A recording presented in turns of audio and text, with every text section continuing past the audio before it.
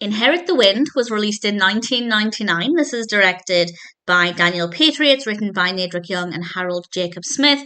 And we have a cast including Jack Lemmon, George C. Scott, Beau Bridges, and various others.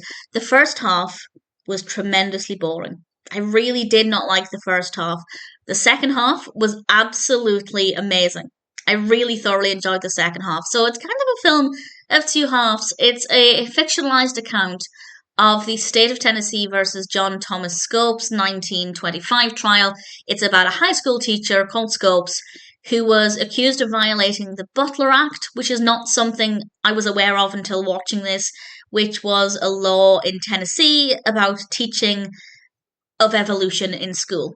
A state law where they couldn't teach evolution, and of course Scopes went against this, and this is what the trial is about. So I learned a lot with regards to the historical aspect. I took everything with a pinch of salt in the film. I did a tiny bit of reading outside of it, but I can't comment on how completely accurate this is to the trial. So if anybody knows anything about the accuracy, please feel free to share. But I still got a bit of an education, so I really appreciate that.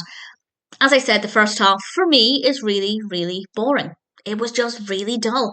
And the second half is basically all courtroom, which is what I was hoping for. And if you're not a fan of courtroom dramas, then yeah, you're probably going to find the second half to be a little bit dull. But pretty much the entirety of the second half, a good chunk of time, is set in the courtroom. It is beautifully written.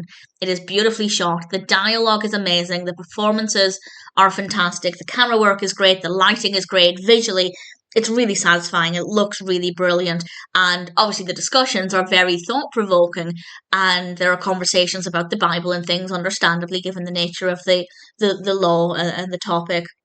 And I found it to just be so satisfying. And it could have been dull, having basically one location for a huge chunk of time, basically just characters talking back and forth, not a lot of movement. It could become really stale, but the dialogue is brilliant, the performances are fabulous, it is so engaging. Again, if you don't like courtroom dramas, then maybe that won't be the case for you, but that is something that I love, and it delivered exactly what I was hoping for. And I really felt, and this was the first half as well, I felt like I'd been transported back in time, and that works so well. So yes, the first half as a narrative, I didn't think was very interesting, but I still had that time travel element. I felt like I was there. I just wasn't really enjoying what was happening. So even then, with a rough start, it wasn't terrible.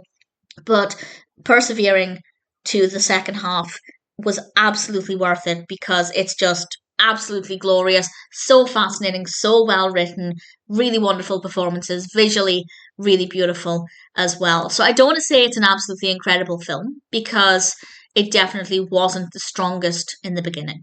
But eventually, it became a really fabulous film. And if it sounds like something for you, if you love courtroom films, I think you'll absolutely adore those scenes. I would love to know if anybody has any insight how accurate it is, or if there are any aspects that are definitely not true.